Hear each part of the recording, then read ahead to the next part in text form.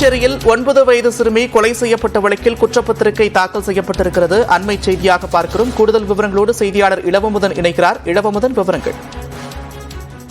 புதுச்சேரியில் 9 வயது சிறுமி பாலியல் பலாத்காரம் செய்யப்பட்டு கொலை செய்யப்பட்ட சம்பவம் நாட்டையே அதிர்வலை ஏற்படுத்தி இந்த வழக்கில் முக்கிய குற்றவாளியாக கருதப்பட்ட விவேகானந்தன் மற்றும் கருணாஸ் ஆகியோர் இருவரை கைது செய்து தற்போது சிறையில் இருக்கிறார்கள். இவர்கள் தொடர்பான குற்றப்பத்திரிகை தாக்கல் செய்யும் பணியில் காவல்துறை தீவிரமாக ஈடுபட்டனர்கள்.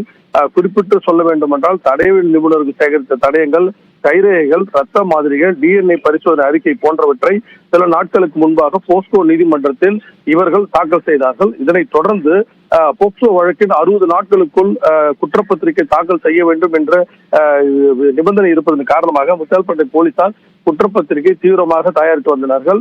இறுதி கட்டத்தை தற்பொழுது இந்த வழக்கை எட்டியிருக்கிறது. சுமார் 500 பக்கங்கள் கொண்ட இந்த அறிக்கையை டிஜிபி ஸ்ரீனிவாசிடம் சட்டத்துறைக்கு அனுப்பி வைத்தார்.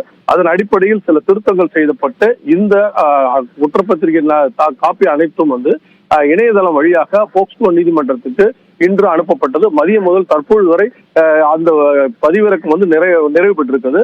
500க்கும் மேற்பட்ட அந்த குற்றப்பத்திரிகை நகலை போலீசார் தற்பொழுது நீதிமன்றத்துக்கு எடுத்து வந்திருக்கிறார்கள். இன்னும் சற்று நேரத்தில் அவர்கள் போஸ்கோ நீதிமன்றத்தில் இந்த குற்றப்பத்திரிகை முழு அசல் நகல் காப்பிகளை கொடுக்க இருக்கிறார்கள். இதனைத் தொடர்ந்து இந்த வழக்கின் நீதிமன்றத்தின் விசாரணை விரைவில் துவங்கும் என தெரிகிறது. போக்சோ நீதிமன்றத்தில் நீதிபதி சோபனா தேவியுடன் இந்த குற்றப்பத்திரிகை தற்போது தாக்கல் செய்யப்பட்டுள்ளது. நன்றி இளவமுதன், விரிவான விவரங்களுக்கு.